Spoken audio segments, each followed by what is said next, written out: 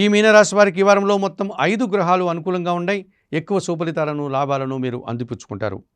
ద్వితీయంలో శుక్ర సంచారం వల్ల స్త్రీజన సహకారంతో ఆకస్మికంగా మంచి లాభాలను అభివృద్ధిని అందుకుంటారు. తృతీయ భావంలో రవి సంచారం వల్ల అధికారుల అండదండలతో అభివృద్ధిని సాధిస్తారు. పోటీ ప్రపంచంలో విజయాలను సాధిస్తారు. పదోన్నతులు ఉద్యోగాలు అందుకుంటారు. చతుర్థ భావంలో బుధ సంచారం వల్ల కుటుంబ సౌఖ్యము, కుటుంబానికి అవసరమైన వస్తువులు, వ్యాపారాభివృద్ధి, ఆర్థికాభివృద్ధి అనుకూలంగా ఉంటుంది. షష్టమ భావంలో కుజ సంచారం వల్ల మీ మాటకు విలువ పెరుగుతుంది. భూవాహన సమస్యలు పరిష్కరించుకోగలుగుతారు. భూవాహన లాభాలు అందుకుంటారు. కొన్ని వివాదాలు సైతం పరిష్కరించుకుని సంతోషంగా ఉంటారు. రియల్ ఎస్టేట్ రంగంలో అధిక లాభాలను అందిపుచ్చుకుంటారు. వ్యయములో రాహువు, జన్మరాశిలో శని, చతుర్థంలో గురువు కాస్త ఇబ్బందిగా మారేటువంటి సూచనలు, అనవసరమైనటువంటి అశాంతికి అవకాశం కనిపిస్తుంది. ఈ రాశి వారికి వారంలో సోమ, మంగళ, బుధ, గురువారాలు అనుకూలంగా ఉన్నాయి.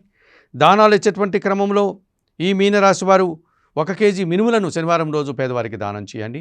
స్తోత్రపారాయణ విషయంలో శ్రీదేవి ఖడ్గమాల స్తోత్రం నిత్యం చదువుకోండి. ఆలయ సందర్శన కార్యక్రమంలో భాగంగా మీనరాశి వారు కనకదుర్గాదేవిని సందర్శించి నమస్కరించుకోవడం వల్ల మరింతగా మంచి ఫలితాలను అందిపుచ్చుకుంటారు.